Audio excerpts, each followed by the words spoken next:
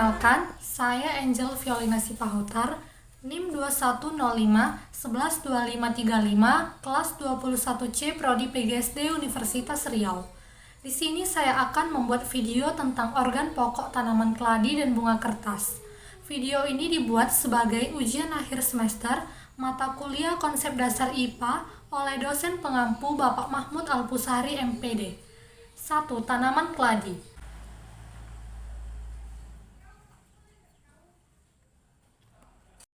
Keladi atau kaladium sebenarnya adalah tanaman hias asal Amerika Tengah dan Amerika Selatan. Namun, seiring dengan berjalannya waktu, keladi mengalami banyak perubahan dan telah dinaturalisasi oleh sejumlah negara tropis, tak terkecuali Indonesia. Keladi merupakan sekelompok tumbuhan dari genus Caladium atau suku talas-talasan Araceae. Dalam bahasa sehari-hari, keladi kerap juga dipakai untuk menyebut beberapa tumbuhan lainnya yang masih sekerabat namun tidak termasuk kaladium, seperti talas atau colocasia. Keladi sejati jarang membentuk umbi yang membesar. Asal tumbuhan ini dari hutan Brazil, namun sekarang tersebar ke berbagai penjuru dunia. Klasifikasi tanaman keladi: Kingdom Plantae, divisi Spermatophyta, subdivisi Angiospermae, kelas Monocotyledonae, ordo Arales, famili Araceae, genus Caladium, spesiesnya Caladium bicolor. Karakteristik yang paling umum ketika melihat tanaman ini adalah bentuk daun yang menyerupai simbol hati atau jantung. Daunnya licin karena mengandung lapisan lilin. Tanaman keladi hias mengalami pertumbuhan tidak lebih dari 1 meter. Beberapa jenis dan hibridanya digunakan sebagai tanaman hias pekarangan. Tanaman hias ini kecantikannya berasal dari bentuk dan warna daun yang dimilikinya. Ada daun yang memiliki warna campur dan ada yang menyerupai batik.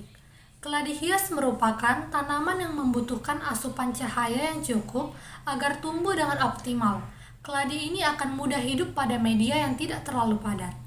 Nama keladi diambil dari nama ilmiah yang disebut dengan Caladium. Caladium termasuk ke dalam famili Araceae atau suku talas-talasan. Meskipun sudah populer di kalangan masyarakat Indonesia, nyatanya tanaman ini bukan berasal dari Indonesia. Nenek moyang dari tanaman ini diketahui berasal dari hutan Amazon serta kawasan Amerika Selatan seperti Brazil, Argentina, Peru, Kolombia, dan Venezuela yang beriklim tropis. Sebagaimana yang dilansir dari buku Caladium, Pesona Sang Sayap Bidadari oleh Nurheti Yuliarti, walaupun asal-usulnya dari kawasan benua Amerika, budidaya tanaman hias keladi dilakukan di benua Eropa untuk pertama kalinya pada tahun 1700-an.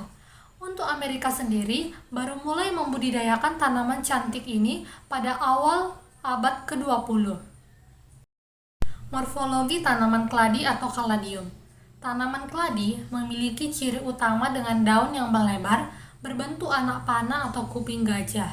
Selain itu, daya tarik dari tanaman ini terletak pada corak dan keindahan warna daunnya. Pada mulanya, ragam bentuk dan corak warna daun ini tidak semasif sekarang.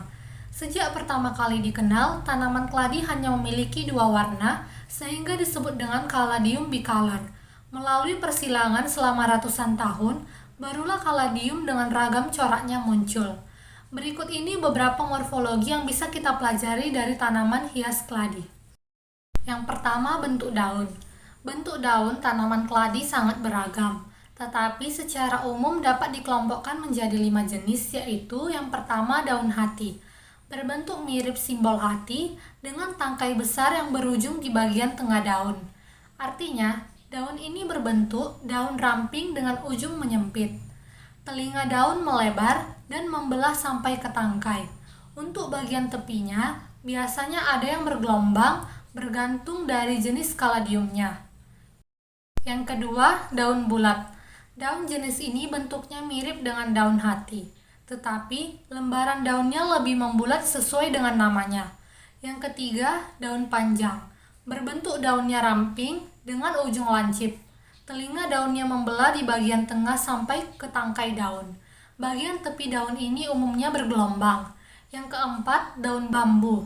Berbentuk daun jenis ini mirip dengan daun bambu, sempit memanjang dengan ujung runcing. Kemudian, telinga daun umumnya pendek. Yang kelima, daun ganda. Daun ganda memiliki bentuk yang unik dan berbeda dengan kaladium lainnya. Untuk jenis ini, terdapat 2 buah daun kembar yang bentuknya melengkung, mirip mangkuk, dan 1 tangkai daunnya. Ukuran daun bagian bawah biasanya lebih kecil dibandingkan dengan ukuran daun di atasnya. Yang kedua, ada warna daun. Tanaman keladi memiliki warna dasar merah, kuning, hijau, putih, emas, kuning, atau ungu. Masing-masing warna tersebut terbagi lagi menjadi beberapa variasi yang berbeda-beda. Misalnya merah tua, merah terang, merah pudar, atau merah pucat. Terkadang ditemukan pula 2 warna atau lebih dalam satu daun kaladium. Warna daun kaladium yang masih muda juga berbeda dengan daun dewasa. Misalnya, kaladium Arch of Heart yang berwarna merah di bagian tengahnya. Saat masih kecil, kaladium tersebut masih berwarna hijau polos yang bertahan sekitar 1 minggu. Kemudian digantikan oleh warna merah, perlahan muncul pada urat daun dan bagian tengah daun yang disertai bintik putih. Jumlah bintik putih pada daun ini juga dapat dijadikan sebagai patokan umur dari keladi. Semakin banyak bintiknya, maka semakin tua umurnya. Yang ketiga, corak daun. Corak daun tanaman hias keladi berupa titik, bulat, garis, atau berbentuk tidak beraturan dengan ukuran dan jumlah yang bervariasi. Corak inilah yang biasanya menjadi daya tarik dari kaladium. Tanaman hias keladi alaminya tumbuh di daerah hutan-hutan tropis dan subtropis yang rindang, subur, dan lembab. Lokasi tumbuhan tanaman ini biasanya di pinggir sungai, di bawah pohon besar, dan tempat-tempat berongga yang lembab pada ketinggian 0-1000 meter di atas permukaan laut. Keladi hias akan mengalami pertumbuhan dengan baik pada keadaan dengan suhu antara 21-31 derajat Celcius. Pada keadaan suhu di bawah 15 derajat Celcius, tanaman ini akan mati secara perlahan-lahan, sedangkan pada keadaan suhu yang tinggi di atas 32 derajat Celcius, umbinya akan tumbuh menciut. Sementara itu, intensitas cahaya matahari yang dibutuhkan kaladium 50-70%. Jika intensitas cahaya matahari yang diterima kurang dari 50%, maka warna daun kaladium akan memucat. Sebaliknya, jika intensitas cahaya matahari yang diterima lebih dari 70%, daun keladi hias akan terbakar sehingga daunnya berubah menjadi kuning atau kecoklatan. Keladi banyak ditemukan di hutan-hutan tropis. Habitat asli keladi adalah lingkungan yang lembab dengan kondisi tanah gembur, subur, suhu lingkungan yang memadai, dan air yang selalu tersedia dengan membuat media tanaman tidak becek. Ada juga yang bisa tumbuh di tempat teduh atau cahaya relatif dan tempat yang penuh cahaya. Lingkungan tempat penanaman keladi yang memiliki cahaya yang relatif terang. Bahkan beberapa kultivar membutuhkan cahaya matahari langsung agar daunnya bisa muncul secara sempurna. Yang keempat, cara perkembangbiakannya. Cara perkembangbiakannya dengan 2 cara, yaitu perkembangbiakan tanaman keladi hias secara vegetatif atau umbi dan perkembangan tanaman keladi hias secara generatif atau biji. Perkembangbiakannya melalui cara umbi lebih cepat, sedangkan dengan biji memakan waktu lebih lama. Di sini saya mengambil contoh tanaman hias keladi yaitu Caladium bicolor. Klasifikasi kingdomnya itu Plantae, divisinya Spermatophyta, subdivisi Angiospermae, kelasnya Monocotyledonaceae, ordonya Arales, familinya Araceae, genusnya Caladium, spesiesnya Caladium bicolor. Caladium bicolor merupakan daun berukuran besar, berbentuk hati, ditopang dengan pelepah yang panjangnya 30 cm atau lebih. Warnanya beragam, ada yang putih kehijauan dengan tulang daun hijau seperti yang ini. Ada yang hijau di tepi daun dengan merah menyala seperti ini. Ada juga yang hijau di tepi dan tengahnya pink dibayangi putih dan lain-lain. Morfologi daun bicolor, pangkal daun berlekuk, tulang daun sangat menunjang keindahan daunnya. serta tepi daun yang rata, dan ada pula yang berlekuk atau bergerigi menyerupai gergaji. Daun Caladium bicolor merupakan daun tunggal yang membentuk roset akar.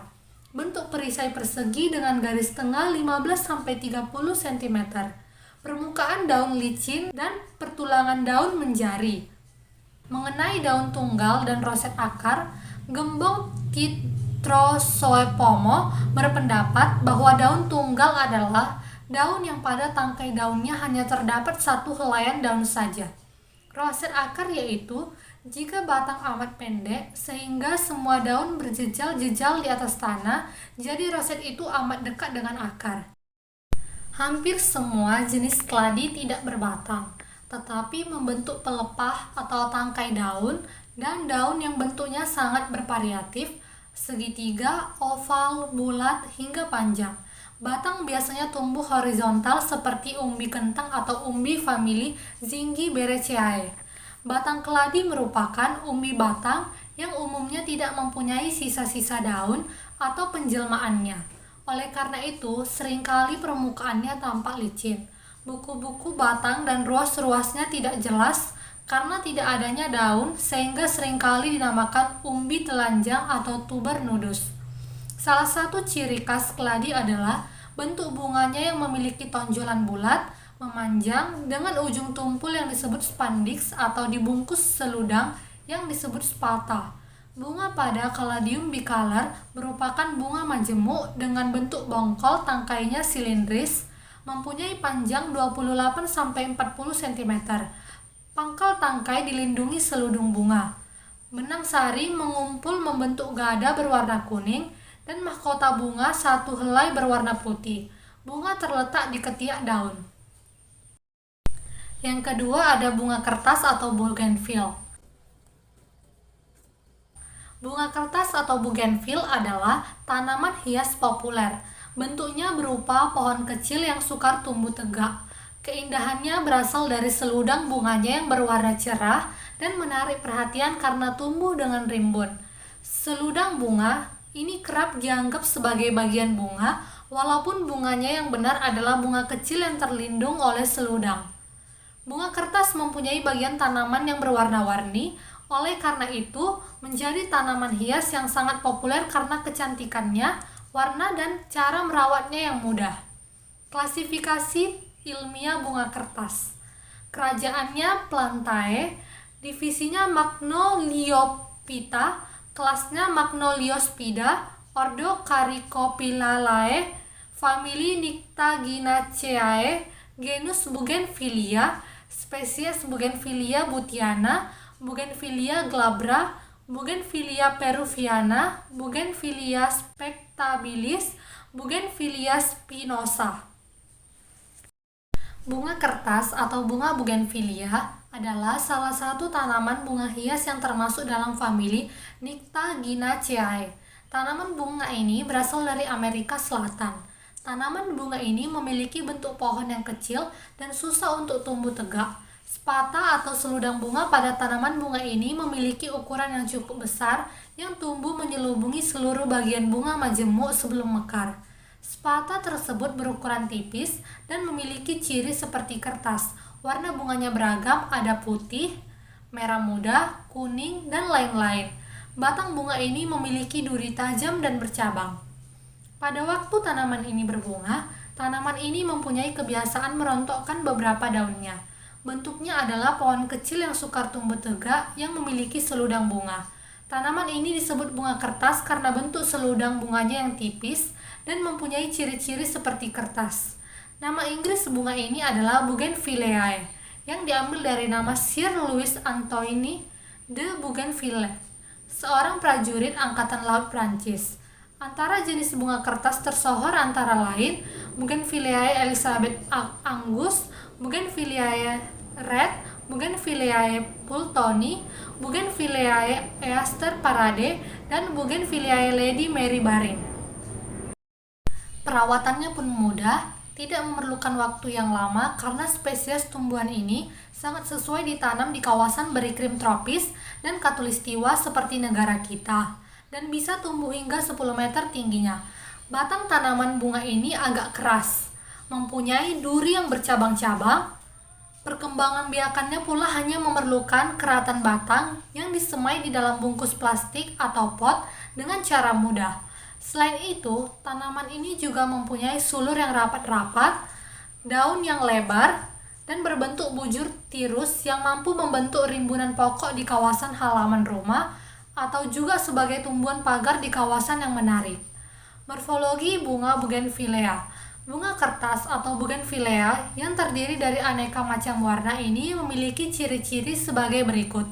Ukuran tanaman. Bougainvillea dapat tumbuh mencapai ketinggian 5 hingga 15 meter, terutama jika ditanam di daerah khatulistiwa dengan wilayah beriklim tropis. Namun demikian, tanaman ini sulit untuk tumbuh secara tegak dan cenderung menjalar. Yang kedua, tekstur batang. Batang tanaman bougainvillea berstruktur keras dan memiliki banyak percabangan. Tanaman bougainvillea juga ditumbuhi duri pada area-area batangnya. Oleh sebab itu, kita harus berhati-hati pada saat memegang bagian batangnya.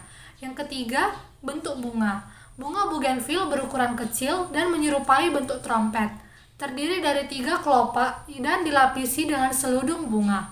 Yang keempat, memiliki seludung bunga. Bagian bunga dikelilingi oleh seludung bunga yang membuat bunga ini tampak semakin indah. Banyak yang mengira seludung bunga adalah kelopak bunga bougainvillea, tetapi sebenarnya seludung bunga adalah daun yang berukuran tegak agak besar dan berfungsi untuk melindungi warna. Warna seludung bunga pada taman bougainvillea beragam, yaitu berwarna merah, kuning, jingga, putih, dan ungu. 5. Tekstur bunga tipis. Bunga bougainvillea juga disebut dengan bunga kertas karena tekstur seludung bunganya yang sangat tipis. Teksturnya hampir menyerupai kertas. Yang keenam, bentuk daun.